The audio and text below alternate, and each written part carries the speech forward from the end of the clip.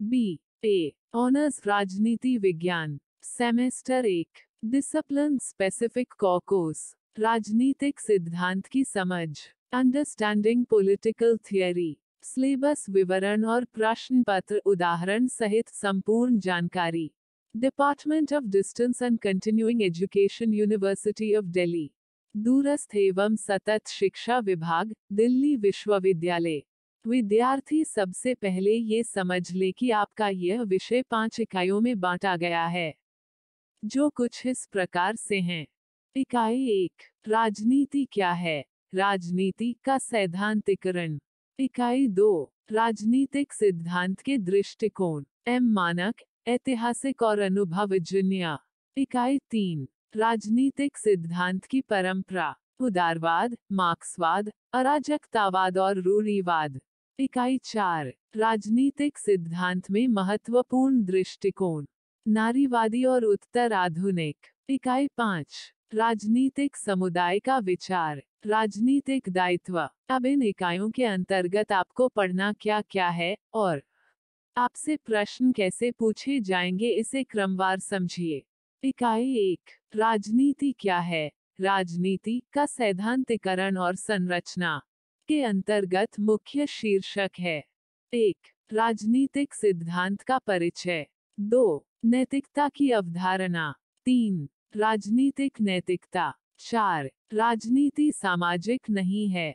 5, राजनीतिक राज्य। इन शीर्षकों के अंतर्गत निम्न प्रश्न मुख्य रूप से पूछे जाते हैं। प्रश्न 1, राजनीति क्या है, हम इसका अध्ययन क्यों करते हैं। प्रश्न 2, राजनीतिक सिद्धांत के विभिन्न अर्थों को संक्षेप में बताएं। प्रश्न 3, राजनीतिक सिद्धांत तथा सामाजिक सिद्धांत में अंतर कीजिए क्या है और इसकी प्रासंगिकता क्या है। इकाई 2, राजनीतिक सिद्धांत के दृष्टिकोण, मानक, ऐतिहासिक और अनुभवजन्य के अंतर्गत मुख्य शीर्षक है। 1, राजनीतिक सिद्धांत की जरूरत। 2, राजनीतिक सिद्धांत के अध्ययन के उपागम, ऐतिहासिक उपागम। 3, राजनीतिक सिद्धांत के अध्ययन के संस्थागत उपागम। 4, राजनीतिक सिद्धांत के अध्ययन के आदर्शी उपागम। 5, राजनीतिक सिद्धांत के अध्ययन के अनुभविक उपागम। 6, समकालीन राजनीतिक सिद्धांत के उपागम। इन शीर्षकों के अंतर्गत निम्न प्रश्न मुख्य रूप से पूछे जाते हैं। प्रश्न 1, राजनीतिक सिद्धांत से क्या अभिप्राय है। प्रश्न 2, राजनीतिक सिद्धांत के अध्ययन के उपागम क्या है। प्रश्न 3, आदर्शी और अनुभविक उपागम में क्या अंतर है। प्रश्न 4, राजनीतिक सिद्धांतों का पतन क्यों हुआ, इसके पुनः उत्थान का क्या कारण है। प्रश्न 5, क्या राजनीतिक दर्शन और राजनीतिक विज्ञान को विभाजित रखकर राजनीतिक सिद्धांत को सफल बनाया जा सकता है। तर्क सहित विवरण करें। इकाई 3, राजनीतिक सिद्धांत की परंपरा, उदारवाद, मार्क्सवाद, अराजकतावाद और रूढ़िवाद के अंतर्गत मुख्य शीर्षक है। 1, उदारवाद परिचय। 2, उदारवाद में राज्य की भूमिका। 3, संविधान और राज्य की शक्तियों पर अंकुश। 4, परंपरागत उदारवाद, उदारवाद का आर्थिक स्वरूप। 5, सामाजिक अस्तित्ववाद। 6, आधुनिक उदारवाद और नव उदारवाद। 7, मार्क्सवाद परिचय। 8, मार्क्सवाद के अंतर्गत समाज। 9, मार्क्सवाद के अंतर्गत ऐतिहासिक भौतिकवाद। 10, मार्क्सवाद के अंतर्गत अर्थव्यवस्था। 11, मार्क्सवाद के अंतर्गत क्रांति। 12, मार्क्सवाद के अंतर्गत राजनीति। 13, परंपरागत और नव मार्क्सवाद। 14, अराजकतावाद। 15, अराजकतावादी विचारक। 16, अराजकतावाद की मान्यताएं। 17, रूढ़िवाद का संदर्भ। 18, रूढ़िवाद के विभिन्न स्वरूप। 19, रूढ़िवाद का स्वेच्छातंत्रवादी स्वरूप।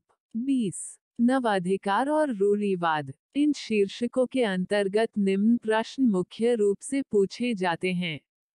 प्रश्न 1, अराजकतावाद के सिद्धांत से आप क्या समझते हैं।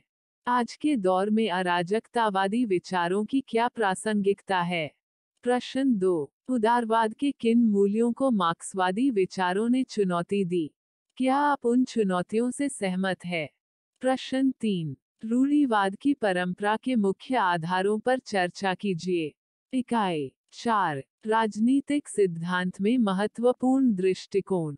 नारीवादी और उत्तर आधुनिक के अंतर्गत मुख्य शीर्षक है। 1, नारीवादी और उत्तर आधुनिक दृष्टिकोण परिचय। 2, नारीवाद अर्थ और महत्व। 3, सेक्स और जेंडर से समाज विभाजन। 4, नारीवाद के विभिन्न प्रकार। 5, भारत में महिलाओं की स्थिति और नारीवाद। 6, नारीवाद के सामने चुनौतियां। इन शीर्षकों के अंतर्गत निम्न प्रश्न मुख्य रूप से पूछे जाते हैं। प्रश्न 1, नारीवाद क्या है? इसके विभिन्न प्रकारों सहित व्याख्या करें। प्रश्न 2, सिमोन दी बुआ के कथन कोई औरत पैदा नहीं होती, बल्कि औरत बन जाती है, से आप क्या समझते हैं? प्रश्न 3, भारतीय नारीवादी विमर्श क्या है? प्रश्न 4, भारतीय व पश्चिमी नारीवादी विमर्श में क्या अंतर है? प्रश्न 5, नारीवाद के सामने क्या चुनौतियां हैं? इकाई 5, राजनीतिक समुदाय का विचार राजनीतिक दायित्व के अंतर्गत मुख्य शीर्षक है। 1, ऐतिहासिक परिप्रेक्ष्य में राजनीतिक दायित्व।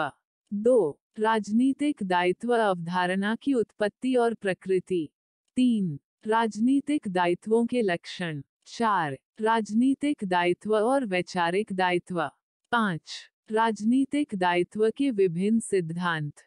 6, सहमति सामाजिक अनुबंध सिद्धांत इच्छा में स्वीकृति। 7, राजनीतिक दायित्व के सामाजिक अनुबंध सिद्धांत की आलोचना।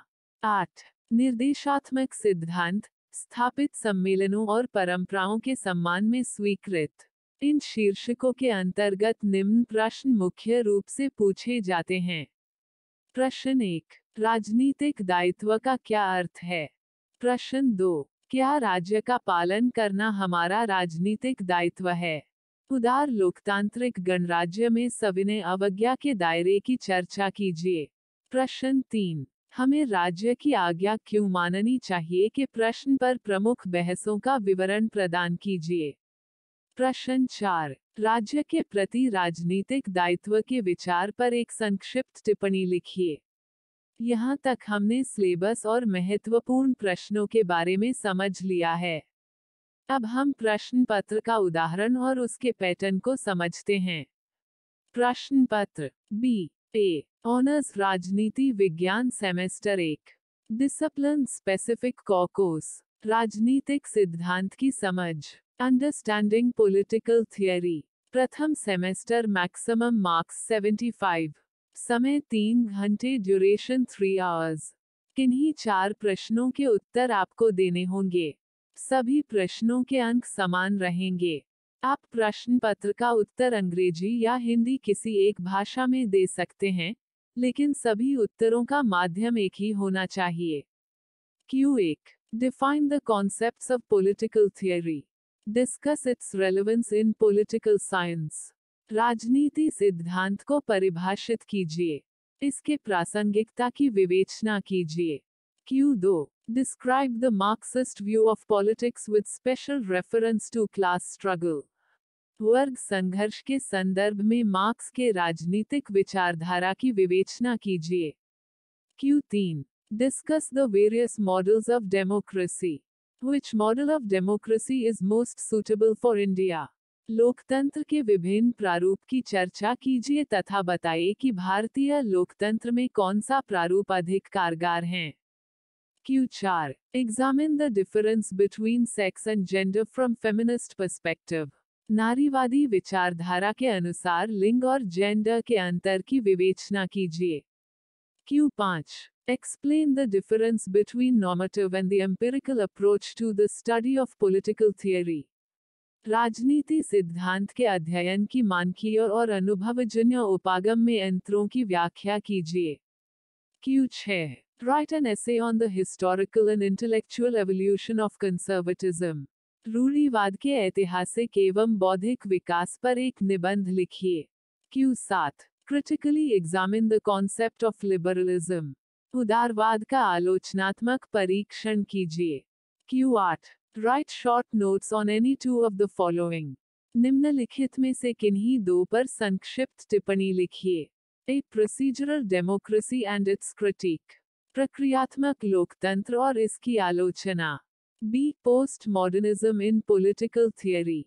राजनीति में उत्तर आधुनिकतावादी। C relevance of anarchism in 21st century. 21वीं शताब्दी में अराजकतावाद का महत्व। D participation and representation. सहभागिता और प्रतिनिधित्व। तो कुल मिलाकर इस प्रस्तुति में हमने राजनीतिक सिद्धांत की समझ के सिलेबस से संबंधित संपूर्ण जानकारी प्राप्त की, साथ ही हमने संबंधित प्रश्न पत्र के पैटर्न को भी समझा।